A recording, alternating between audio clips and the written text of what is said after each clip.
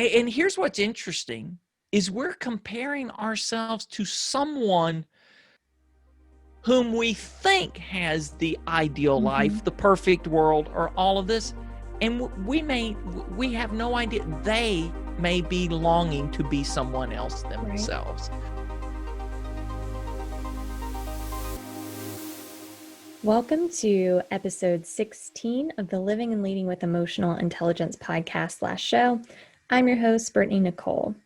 In today's episode, you will be hearing from Kevin Monroe. And Kevin has been a podcast host for 10 years now. His podcast is called This Extraordinary Life. And that's what Kevin and I talk about today. So Kevin and I think I talk about this in the show, but we were introduced by a mutual friend, Teresa Quinlan. If you've been listening to the show since the very beginning, Teresa was my very first guest on the show. And so when she introduced us via email, I thought, well, I've got to have Kevin on. I don't need to vet him because Teresa's the one referring him to me. So Kevin and I actually talked for the first time just a minute or two before recording, and we had no idea or direction that we were going to take this. There were so many things that we could talk about, and it became a very interesting and unique conversation. And what was brought up was a lot of personal things about how our own mindset and how our own beliefs about ourselves and others can really impact the life that we live and lead. And Kevin talks about his experience and how for many years he was just living this ordinary life. And so he set out on a journey to live an extraordinary life. And now he has made that his life's mission through sharing his personal experiences and bringing on guests and speaking about that through his podcast and also in his community. So without further ado, here is Kevin Monroe. Kevin, welcome to Living and Leading with Emotional Intelligence. It is such a pleasure to have you. I always start the show by asking my guests to introduce themselves in their own personal way. And you're the first person I've ever interviewed on the first day that we met. But here's the thing. We were introduced by Teresa Quinlan, who is our common friend. Yeah. And I trust Teresa with, well, I would say my life. I don't know her that well, but I guarantee you she's a good enough person that I can trust her with my life. And she was also the very first guest I ever had on this podcast. So when she introduced us and I looked into your background, I'm like, yep, 100%, let's do this. So would you mind sharing a little bit about yourself? Absolutely. I'm happy to share. Before I do that, Brittney, let me say thank you. Thank you for taking Teresa's recommendation and inviting me to your show. And you who are listening, thank you. Brittney, I've realized this. I think last year was when we went over the 1 million mark of podcasts in the world. So you listening, you have a lot of choice. And it says something about you, something special, unique about you, that you're choosing to listen to this podcast and that you're wanting to live and lead a higher quality of life, living and leading with emotional intelligence. So I just want to say thank you for listening to us. Thanks for enjoying. I hope you enjoy, but I thank you for joining this conversation. So I've been podcasting for 10 years now. And Brittney, to me, podcast is a conversation, right? Mm-hmm. That's what I love. It's not an interview. I remember the day when I stopped conducting interviews on podcast and started hosting conversations. So if you, the listener, Brittney and I were sitting at your favorite coffee shop, where would we be sitting? And think the three of us tucked away in a corner having this intimate conversation. That's how I like to think of it. So me, gosh, I'm a podcast host. I host a community. The community and podcast now have the same name, This Extraordinary Life. And that says a lot about me, okay? I'm a guy that when I look in the mirror for most of my life, I saw an ordinary guy looking back at me, fit all of the averages. But I had this desire from the time I was a teenager to make the world a better place. Mm. And that's what fuels me. And what I learned, Brittany, is many people think that there's this one magic moment in life, kind of like when Dorothy crosses that threshold and the movie goes from black and white to technicolor, and you're like, oh yeah, there's this threshold I cross and all of a sudden it's magical. No, there are all these little things we do day after day that many seem insignificant, but the cumulative effect or the compound effect is it makes for an extraordinary life. It makes for an extraordinary workplace. So that's a little about me. Speaking of that, so when you thought about when you mentioned those small things that you do to get results over time or to transform, have you read the book The One Thing? Oh yeah. Yeah. I love Gary that book. Keller. Yeah, that's a great book. Because it does talk about that one thing to focus on and how does that one also have the 1% rule, or is that something completely different? Something else, I believe. Yeah. So I'll confess, okay? I'll confess to you, Brittany, and to you listening. The first time I got the book and read it, I didn't get it. I missed the question. I didn't even, I was just kind of like, I don't know. I don't get it. Then the next year, I signed up. Gary Keller and Jay Papasan were launching their initial cohort of time blocking mastery. And that was one of my goals that year, was to master time blocking. And they offered this course, a prototype of it. I raised my hand. I want to sign up. I was chosen. And then they said, oh, you have to read the book. I'm like, I didn't like the book. So when I read the book the second time, the question sunk in, because here's the question they ask. What is the one thing that you can do such that by doing everything else becomes easier or even unnecessary? Right? Mm-hmm. That's pretty much the phrasing of the question. Yeah, I'm going from memory. Yeah. Good for you. I couldn't pull that out if I wanted to. Well, the first time I read it, there are two ways I interpreted it differently. I read, from all of the things on your current to-do list, what's the one thing you could do? Or I read it in a should fashion. What's the one thing you should do? And that took me very different places, right? Because that's not what the one thing is about. The one thing is about is, hey, what's that one thing that you can do that changes everything that follows? I'm like, oh, that's a very different question. Yeah. And it really helped whenever I left corporate to start or work on my business. Because as an entrepreneur, you get overwhelmed with all the things that you need to do to establish a successful business. And so I created worksheets for myself based on the book. So it was, what is the one thing I can do today that will change that? What is the one goal that I have this week? And usually the one thing for that day led into that one thing for that week, led into that one thing for the month, so forth and so on, to my ultimate goal. Like, what is the one thing that I want to accomplish in my lifetime? So, Brittany, wow. Okay. You and I talked before we hit record for this that we had really no idea what we would talk about. You were taking a risk, because we do not have this scripted out. I want to talk to you and you listening about something that I may have only mentioned on my podcast very recently, but this is the quest I've been on for a while, but I think it really intensified this year. What if that one thing, what if we think of that as an intention rather than an activity? Or, or what? So for me, I've been on this quest for years, but in the last year, it's really, like I say, magnified, amped up. Intention. How do I want to be? And how do I want to show up for the world while I'm going after this goal, this objective? I'd probably even use the word objective in my words today, this objective. How do I want to be? And here's the thing that I've realized in the last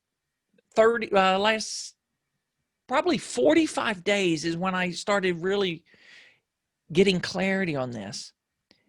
I have the ability to set intentions way bigger than anything I have the ability to currently plan for. Mm. Right? So what are those? Pardon?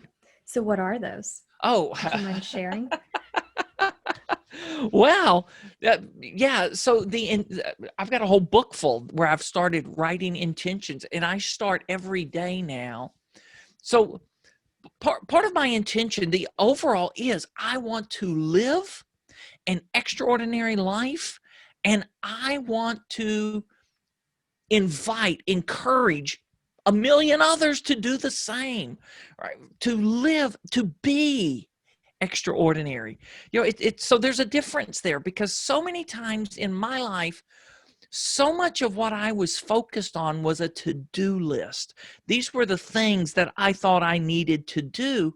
Well, how do I want to be? And so I've started writing daily intentions, and I'm happy to get mine and read those for today. But sometimes these intentions, they're like to show up and shine, right? To shine brightly and brilliantly, to encourage everyone that crosses my path, or to be a game-changing encounter for one person today. Those are the kinds of things I'm talking about with intentions. I mean, there are these longer term intentions, but then there's sometimes I just feel like, what's the phrase or the word that I feel how I want to show up today? And what's amazing is usually when I set that intention, Brittany, an opportunity presents itself. Now, here's probably the other thing. The opportunity is probably there, whether you see it or not. When you set an intention, it creates the filters and the focus Right. for us to now see those things. And it's like, oh, here's that opportunity. Here's that person.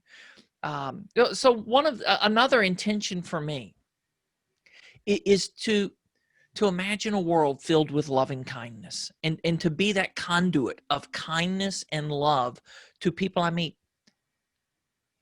and to the otherwise invisible people that I meet, right? Because there's so many people. Years ago, I was teaching a session, and it was a leadership session, and I had asked people to think of a person that was a mentor or a role model for you. Who was someone that had modeled the kind of leadership you wanted to lead? There was a lady from Ohio. She was part of a chapter, Project Management Institute, PMI, because this was a PMI session I was doing. She had been the host when General Colin Powell had come to speak at a couple of events for them. She was his host for the day. And that day she spent with him was life-changing for her. And I said, tell me more about that, Beth. What is it about that experience? And she said, well, there were no little people that he met throughout the course of the day. When we were at the venue where the big convention center, guess what he did? He looked and found all of the stage crew, looked them in the eye, shook their hands, met them by name, right? He saw all of them. The custodians cleaning the facility, he saw them. So those people that many other people would overlook, right? They would be invisible to them. What if you and I see them? What if we communicate value and worth to them? What a game changer that is. Yeah. And then when other people see that, right, it inspires them to go and do the same. So I feel like before we can do that, and this is speaking from my personal experience here, before I was able to see them, show up for them, show compassion for them, I had to show up for myself. I had to find compassion for myself, because I noticed that before I became emotionally intelligent, if you will, I still have a ways to go, but I've come a long way over these past 7 years. I would project my emotions. I would judge other people because I judged myself. I would criticize other people. I would do all these things because I lacked that compassion for myself. How do you feel about that? Do you feel like we can genuinely show that compassion for others and see them if we don't see that in ourselves? I love the question. I had a hunch when you started that was the path you were going down, Brittany, and I'm pausing to think about how to answer this because I know how I want to answer it, and so I think this is the answer I want to give. Yes, maybe on a one-off or rare occasion, if you don't really love yourself and if you're not embracing your self-worth, on a rare occasion, you can extend that to someone else, but not consistently. Right. To be able to do it consistently, it requires us getting comfortable with us. Oh, okay. So I had this conversation, and I'm happy to try to make an introduction to you. It was The Power of Self-Compassion. Laurie Cameron joined me earlier this year. Somebody in our community mentioned reading her book. I'm like, oh my gosh, got the book, started listening to the audible version, because there was an experience. The book, I think this book, The Power of Self-Compassion, was just an audible version only, because she actually is leading you in exercises that you couldn't just read and do. But there were two things that stood out to me when I was talking to Laurie Cameron. And I remember this. This is so vivid in my mind. I remember hearing her say, touch activates the physiology of care. Touch activates the physiology of care. Now, how I interpreted that, pardon? Appropriate touch. Yeah, appropriate touch. Yes, of course. Yeah, absolutely. Yeah, let's underline, bold, highlight in yellow, appropriate touch. Yes. Which in today's world, so it was February when Laurie and I talked. So appropriate touch in post-COVID world is even different than appropriate touch was pre-COVID world. But the way I interpreted this is, if I were with someone and they were having a really emotional crisis, a parent died, spouse, someone in their inner circle, family, friends died, that you would reach over, pat them on the shoulder, or maybe, touch them gently. That's what I was, that activates care. When I'm in this conversation with Laurie, she touched herself, and she had pet name for herself. That's okay, sweetheart. And I'm like, oh my gosh, Laurie, two things happened to me in that moment, Brittany. And I'm wondering, you listening to us now, do you have pet names for yourself? Something that you would say on a podcast? Right? Because a lot of us... Appropriate touch and appropriate pet names. Right. A lot of us, we are so cruel to ourselves. How could you be so stupid? You blankety blank, blank, blank, right? That's how we would say to ourselves, it's okay, sweetheart. Everybody has a day like this. And when she did that, I'm like, oh my gosh. I said, Laurie, you mean touching yourself, patting your heart activates care for yourself? Yes, it does. Like, wow, that was a mind-blowing moment, right?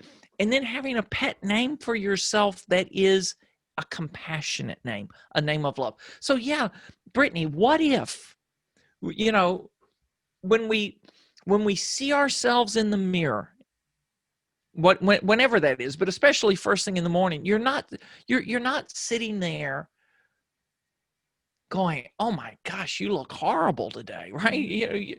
But and I'm not talking about just bogus kind of puffery, but actually one of the conversations we've had in our community lately is this whole idea of being enough.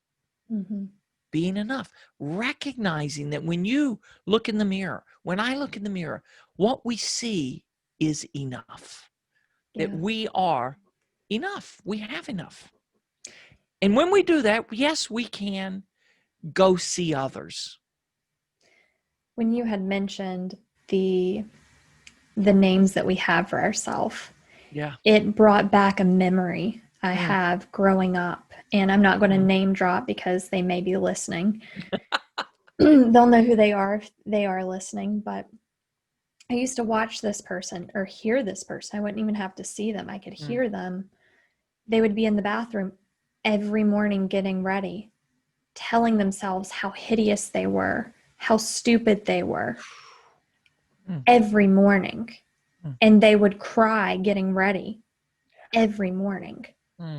And because I lived with that person, I found myself starting to take on those same things. I would look in the mirror and I don't like my nose. I don't like this about me. I want to get this done.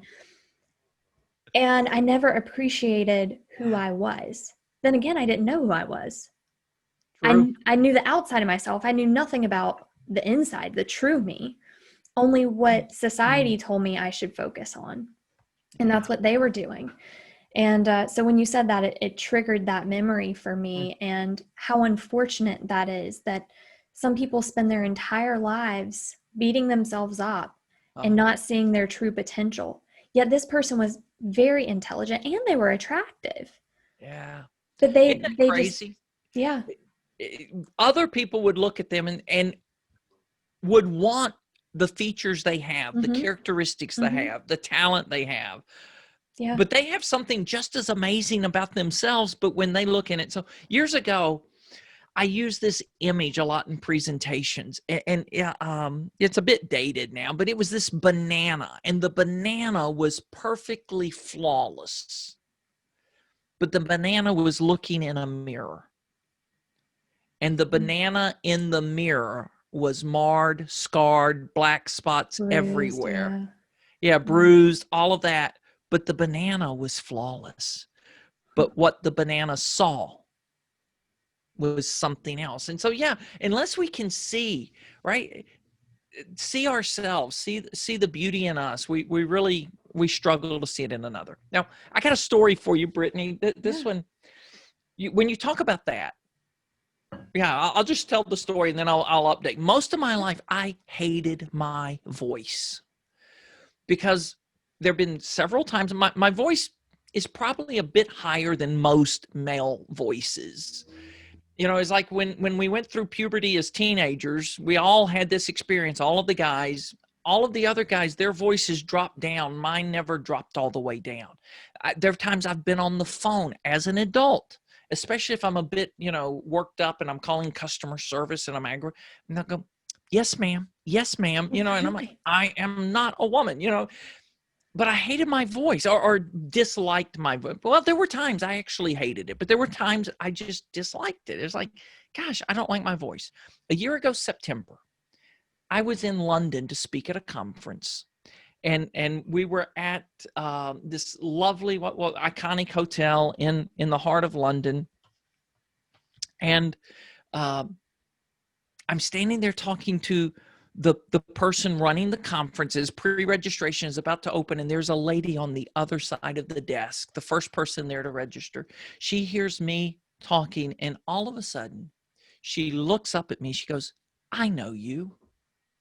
I know that voice. I listen to your podcast.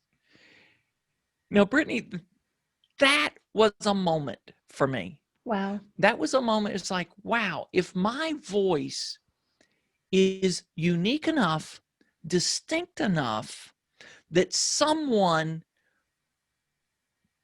has heard my podcast and then hears me in a public place, a hotel, thousands of miles from home, and forms a connection.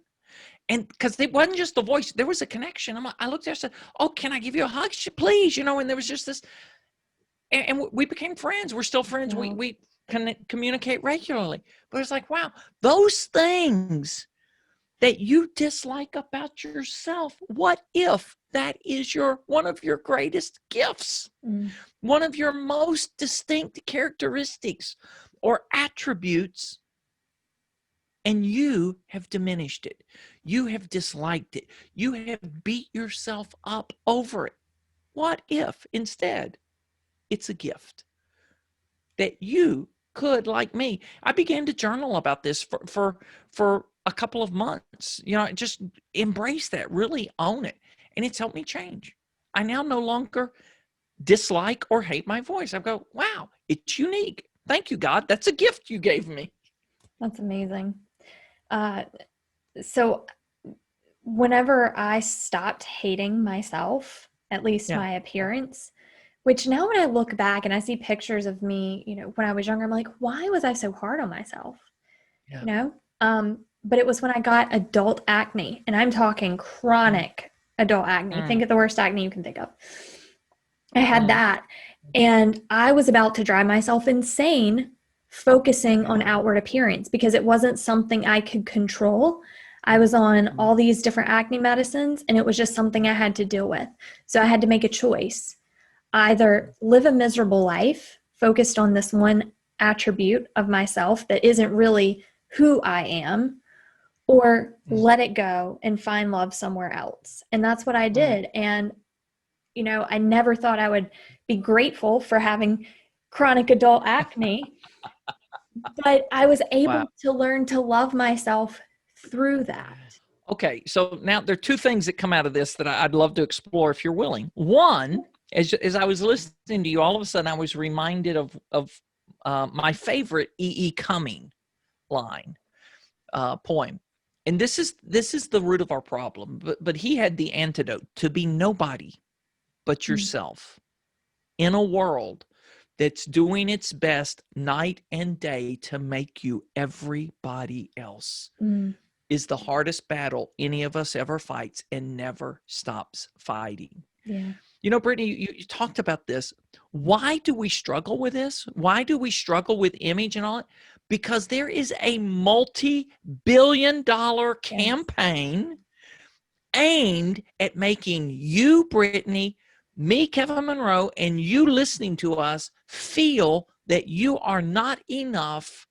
And for you to ever have a chance of being enough, you need our product, our solution. You need this, that, and this long list of things, right? Because you're not good enough without it. You'll never be good enough. And so, but there is this multi-billion-dollar strategic attack campaign at human dignity. Yeah. So that's one. So what does it take? Comparison, another quotation, and different people, C.S. Lewis is one that wrote it. I don't know if he was the original. Comparison is the thief of joy. Comparison. So true. And so many of us, and here's what's interesting is we're comparing ourselves to someone whom we think has the ideal life, the perfect world, or all of this. And we have no idea. They may be longing to be someone else themselves. Right. But we think, if I could just be like them, have what they have. You look at social conditioning. I mean, being in the U.S., I can't speak for other cultures, but our education system is conformity. Have to have this answer. You have to find it this way. I mean, math today, I don't have kids, but I've heard that if you do not try and solve a problem in a certain way using a certain formula, then the teacher marks it as wrong, even if you come up with the right answer. So we've been conditioned to conform. We've been conditioned to look like you said before. I mean, you've already stated this. But what do you suggest? What do you think needs to happen to shy away from that, to educate people, to inform people, to get them more exposure to true inclusion? Because I think that there's a lot preached about diversity and inclusion in organizations, but it really is just diversity with a lack of inclusion. It's like, come on in, but is it really including those people and appreciating their differences? And so as I think about that, Brittany, I'm not an expert on diversity, equity, and inclusion. So, but I think about it differently. And here's the perspective that I approach this with, and the lens through which I look. And I know this is true of you, Brittany. I know it's true of me. I know it's true of every person on the planet. We are hardwired with a longing for belonging. What we really want is to belong. We want a place. We were talking about this in our community, maybe even Monday of this week or Friday of last week. You know, years ago, there was this TV show, Cheers, and there was the song, A Place Where Everybody Knows Your Name. I watch it every night. Do you? I do. We want a place where everybody knows our name, and also a place where they will love and accept us when everything is not okay for us at that moment. We want a place where it's okay to not be okay, right? To not have your act together. What we want is belonging. And belonging provides, belonging is, and I don't know, so I'm going to audit myself here. And maybe it's inaccurate to say, because I'm not a researcher, maybe it's inaccurate to say belonging is the answer for diversity and inclusion. It is certainly an answer. So when we create environments where people belong, where they are welcome. So what does it take? Welcoming occurs before you can belong. There has to be a place that has an open door that welcomes you as you are, for who you are, welcomes your range of gifts, talents, and abilities, your perspective on the world, and says, hey, we want you here, and we want you to bring all of that with you. You know, so here's and where we don't belong, there are two things that I see as the antithesis of belonging. One of those is rejection, and there's nothing that hurts more for any person than to be rejected. Do you agree with that? Have you ever been rejected? Yeah. Oh, yeah. As a business owner, you always get rejection. Yeah. Rejection hurts. But the worst part, I think, is when we create a limited understanding of what it means to belong here, and we try to force people to fit in. So we create a box, a mold, whatever you want to call it. Here's what's acceptable of you. And if you are in a place, a workplace environment where you are trying to fit in, or it can be a social environment where you are trying to fit in, you quickly understand this part of me is not welcome here. So I have a couple of choices. I can either turn the volume way down on that expression of me, or worse, I can cut it off because it's not welcome here. Yeah. And that's what we have happening so many places. People aren't free to bring their best self because they're not free to bring their whole self to work. And they are, quieting or even killing off parts of themselves so they fit in. Yeah. But what if we create belonging? And I don't know, do you know Better Up? Better Up is this research organization in California. No, I've never heard About this time last year, they released a report. I'm happy to get the link to provide to you to put in show notes. Yeah, that'd be great. On the business value of belonging. The business value of belonging. Because here's what I've learned in my own journey and in this community. Well, and I'll just go ahead and throw out one other epiphany, new stuff. I've never said this on any other podcast because this epiphany has just hit me in the last 3 weeks, Brittany. Because if you'd asked me months ago, I'd have said, oh, I'm creating a community. I'm creating a community. I'm like, you know what? I can't create a community. Mm. I can create opportunities and environments. Yeah. Community is an outcome. Community is a result. Community happens when and where people belong. So here was the epiphany. My last 120, 150 days now has manifest this in so many ways to me. When and where we belong, we become more of our best, most authentic, truest selves. When and where we belong. And so what if we create environments that are welcoming and allow people to belong? You want to see people flourish and thrive? Create an environment of belonging and welcoming and believing. So when and where we believe and belong, we become. What do we become? More of our best self. So, and I love that. I also think there is, I don't want to say a dark side, but with 90% of people lacking emotional intelligence, at least a moderate amount of emotional intelligence, what we have now are groups where people belong. However, they're so polarized from other groups that it's creating tribes. And we see that today, especially in the US, where, yes, I belong to this group, but these are the ideals of the group. And then I'm creating, or I'm entering into this bubble that is just an echo chamber of everything that I believe or I've been indoctrinated to believe that always isn't, positive. So I totally agree that belonging is extremely important. I think that for it to be effective in the way that you and I envision it, we need to broaden that tribe instead of it, Yes. So I have to agree with you on that, Brittany. And, it's so funny because when I'm thinking about that, I'm not even thinking. It's just not on the radar screen for me, but I know it's true because there are a lot of places where the basis of belonging is what we disallow. Like, look at ISIS. Yeah, or what we hate, what we condemn. That I don't even.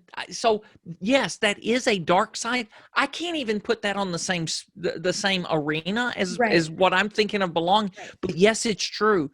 And I had this conversation with a friend of mine on my podcast when we were talking about this because she and I were on this path, and she goes, what we're talking about is assuming that the goal is for the betterment of others, right?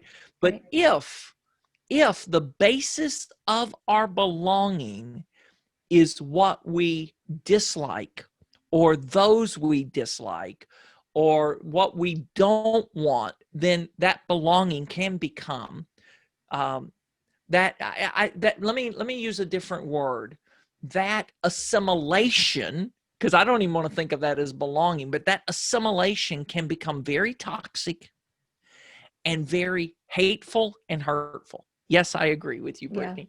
But when I'm thinking of belonging, I'm thinking of people that are coming together. Dr. Martin Luther King, he had a beautiful phrase for this. We're all longing for the beloved community. Right? This community that embraces the good, that embraces the beautiful. That when I'm thinking of belonging, I'm thinking in the context of a beloved community, not a bunch of haters coming together. But it does happen. I believe Cole Baker Bagwell said this. I had her on my podcast several episodes ago. She said that her, I guess, mantra is do no harm. Mm-hmm. And I apologize if that's not who said it, for whoever's listening, if it was someone else, but I believe it was Cole.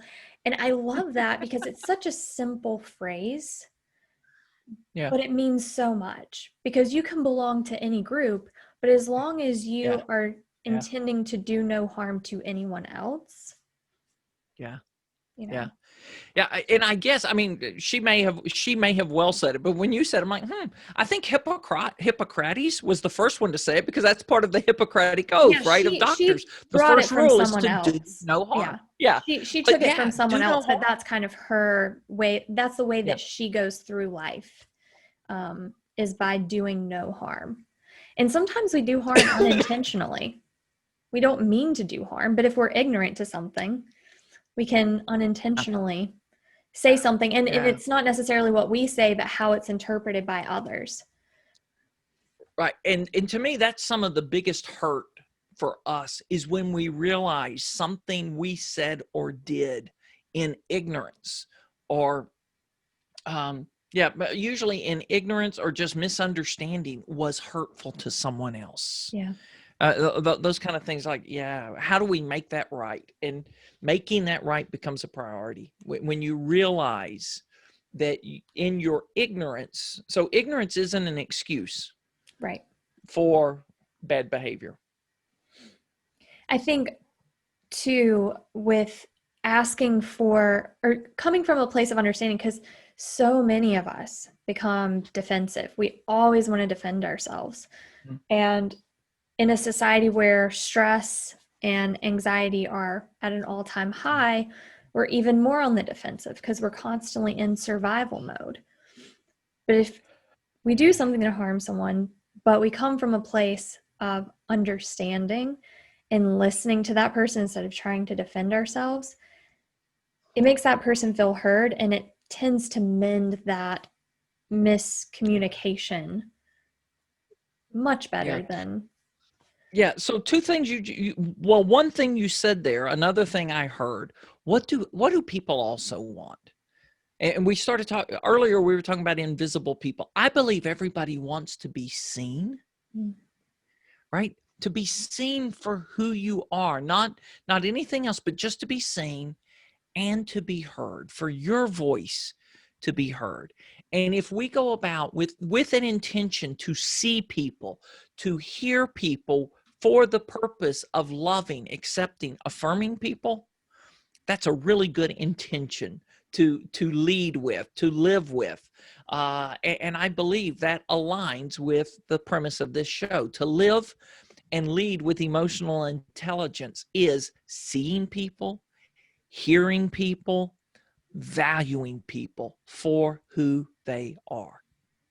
So how do you, in your work, help others to do those things and to live an extraordinary life? Wow.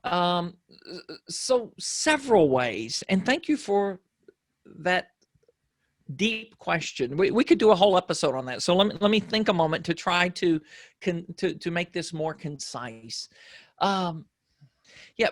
So one of the things I've discovered, Brittany, and I know I was reading some stuff about you, right? To lead with purpose and positivity, to have this intention or this aspiration to make the world a better place, to truly want to connect and interact with people. So when I've been asked, and I didn't know this for years, but I think over the past couple of years, I've really been able to peel back. Now when if someone asks me, what is your superpower? It's not one of the skills that I would have labeled years ago. It's not a talent. I believe at the heart of my at the very core of my being, this is my ultimate superpower. I genuinely care for people. And genuinely caring for people drives what StrengthsFinder says is my number one strength: connectedness. It fuels me to want to connect with people, but it's because I genuinely care for people. Then one of the things that I've just in this quest of living an extraordinary life, which for me, it started as a personal quest. This wasn't something I thought, hey, this will be really cool. Let's go help people live an extraordinary life. No, I want to live that extraordinary life. So what does it take for me to live that extraordinary life? And the very first time we did a public program on this, we just did it in a very public way, put out, here's what we're doing. And what if? So the idea was to take 90 days or 13 weeks. And what if we focused on one little thing each week? What would that do for us to live an extraordinary life? And I don't even know how this happened, but we had 274 people from 28 countries join us on this quest. 247 people completed the 90 days. And so the very first one, the very first week, the first challenge is this, the awareness challenge. And the awareness challenge is, gosh, what if?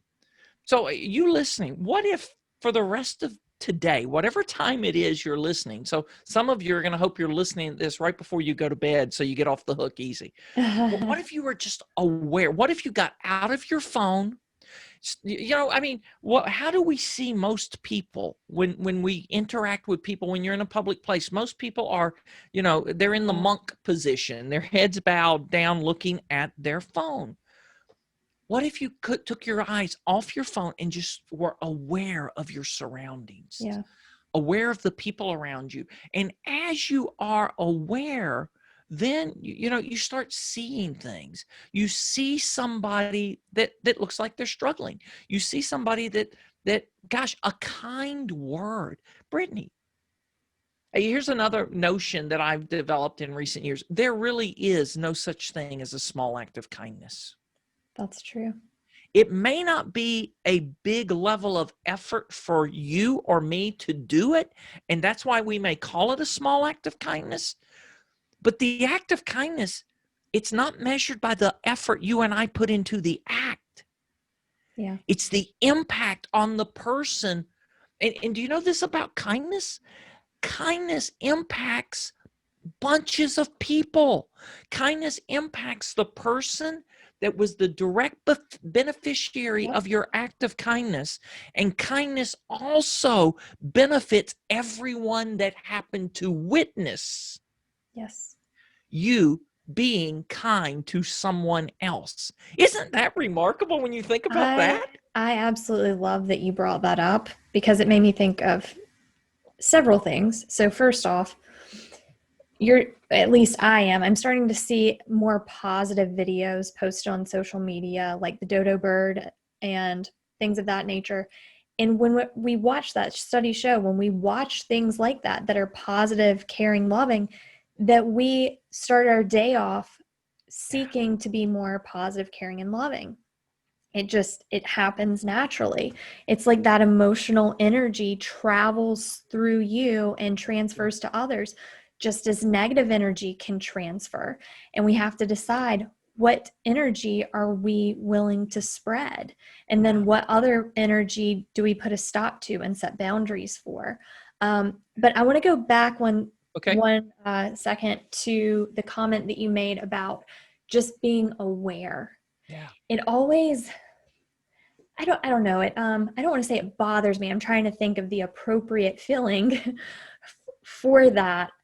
I feel saddened when I see people completely oblivious to things around them, because we seek to have these experiences in life, but we're fabricating them.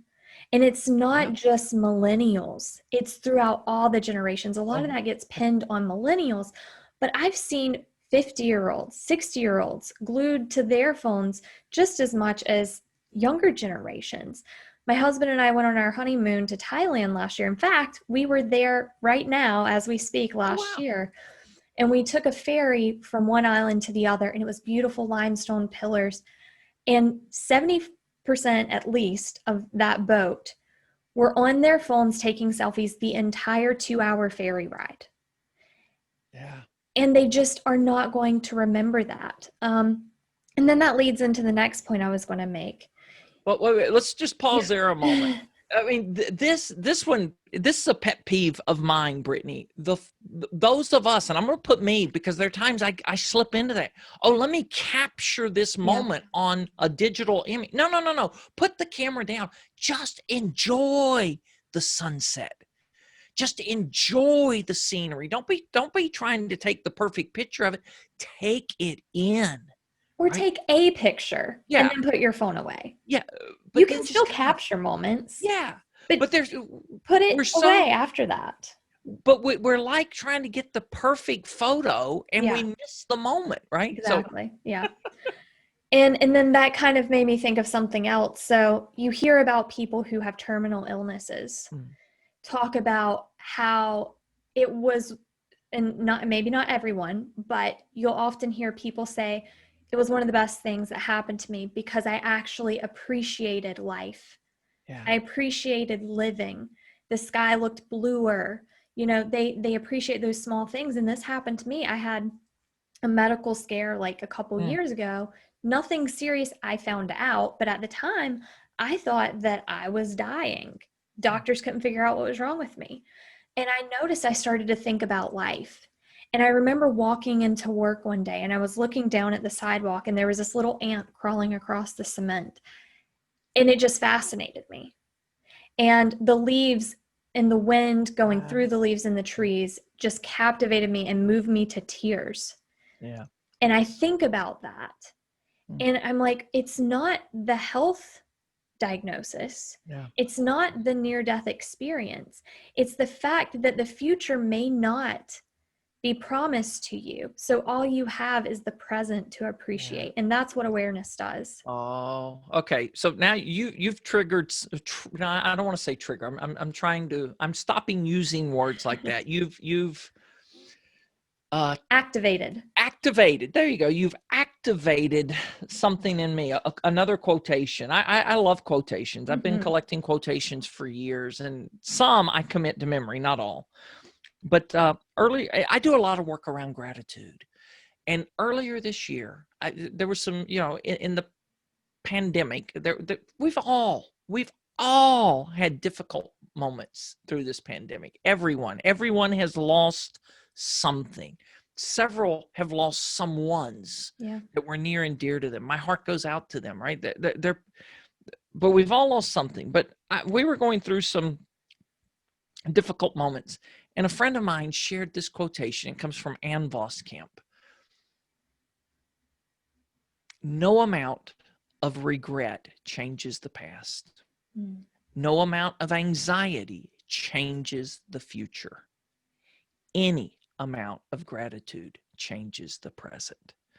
So you were asked, how do I help it? One of the ways is every session I do with people, every community gathering I host, we always start by focusing on gratitude. Well, I ask that question different ways.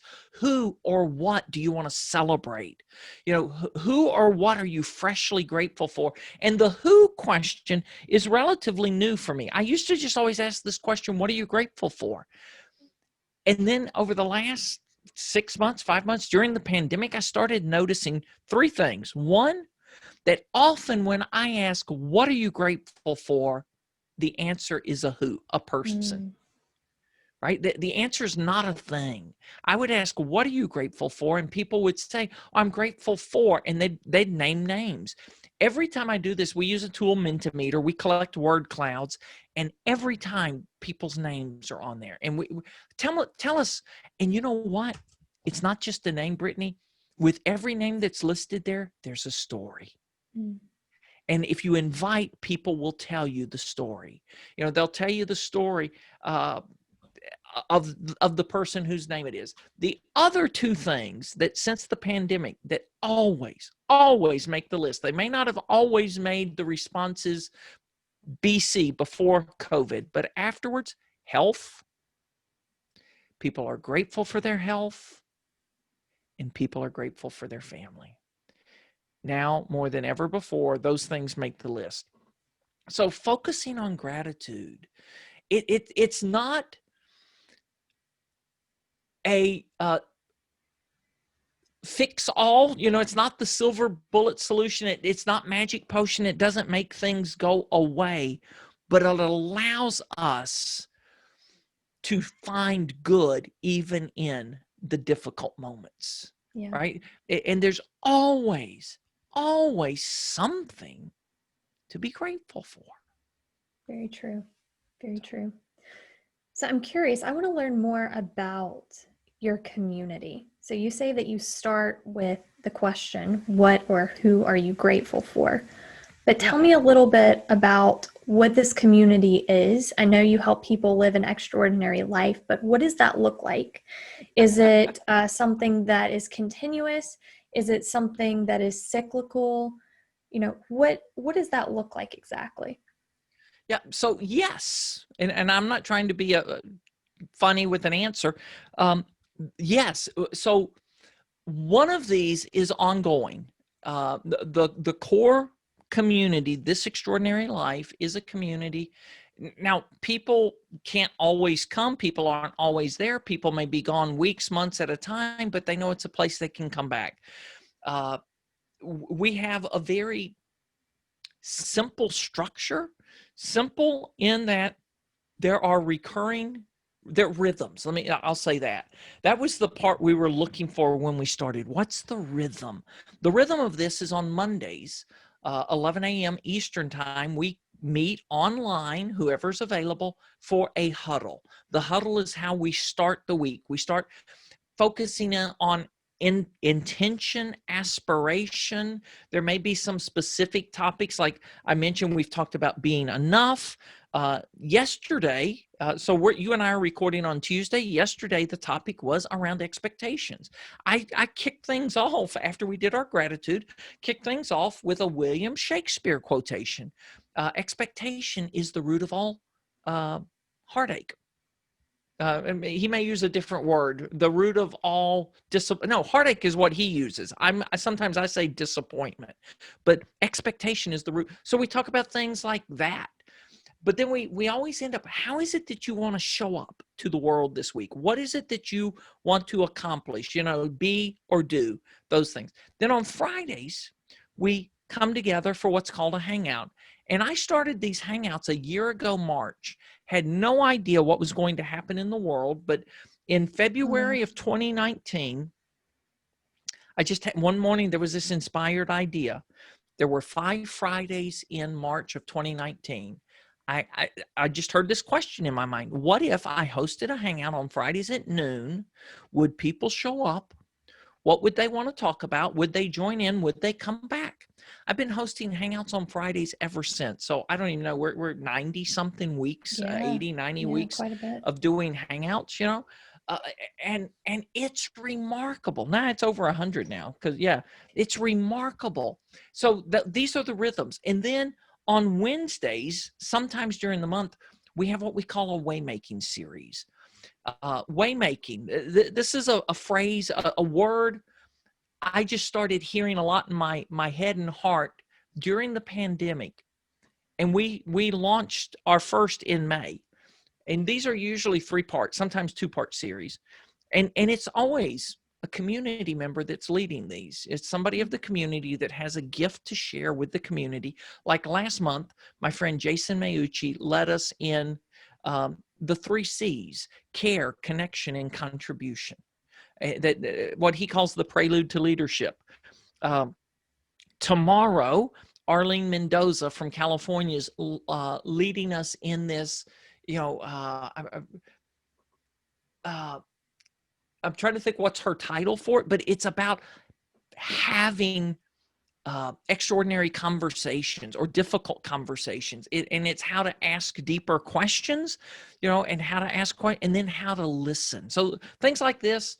So those are like the 3 touch points. Then we have a private closed group online where people connect and can share anytime during the week. So that's this rhythm of this extraordinary life. Now, if you, and this is where I go back to intention.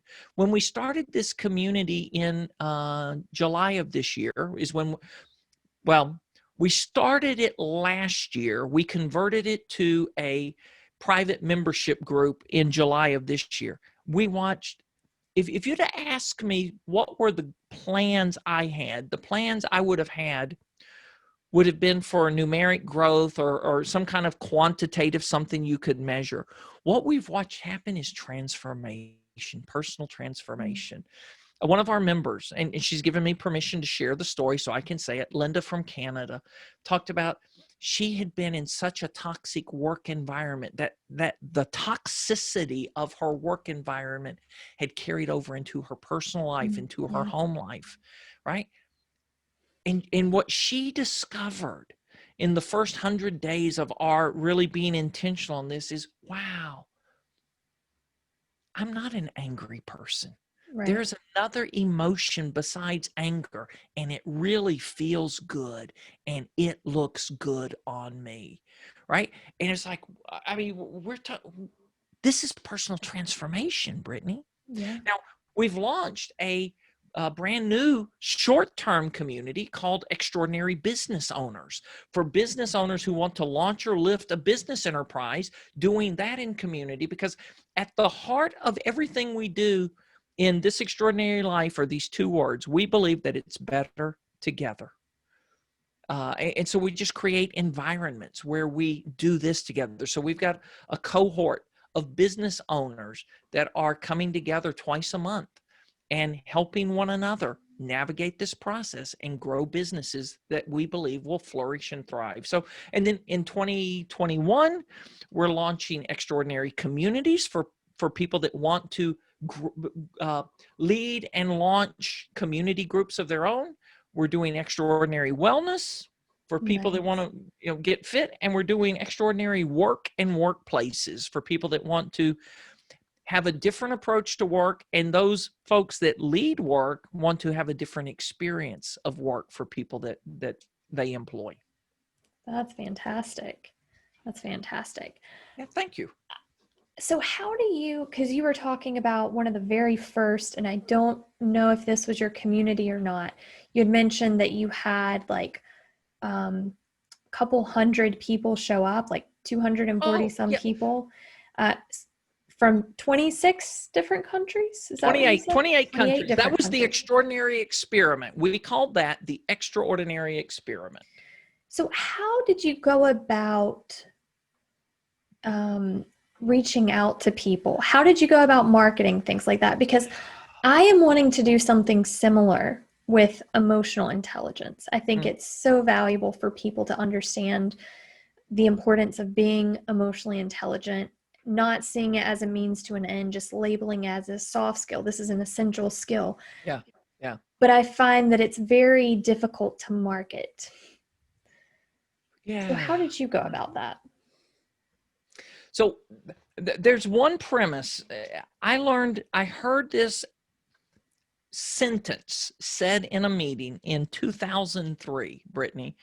And I mean, I remember the meeting I was in Washington, D.C. I used to do a lot of government consulting. Barbara Sable from the Kellogg Foundation was doing a presentation, and she said, hey, I'm going to give you inside information on, the foundation world. The next words out of her mouth were these: relationships are primary, all else is derivative. So there's one way, one essential way that I share. I don't really market. I share everything we do, and it's through a network of relationships. And it is people who, and I use this other word, people who are extravagantly generous and believe in what we're doing, that they then use their resources to share what we're doing with others. And I'm blown away every time it happens. Seriously, I'm blown away.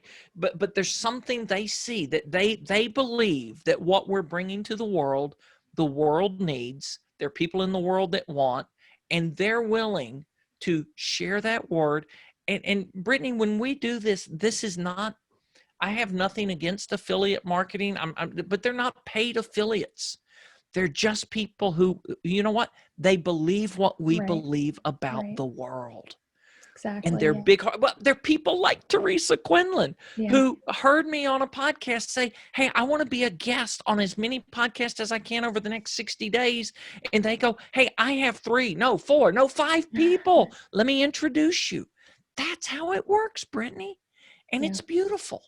So a question I often ask, my magic question is, hey, Brittney, who do you know that, fill in the blank, that I should know or might be interested in hearing about this or sharing this.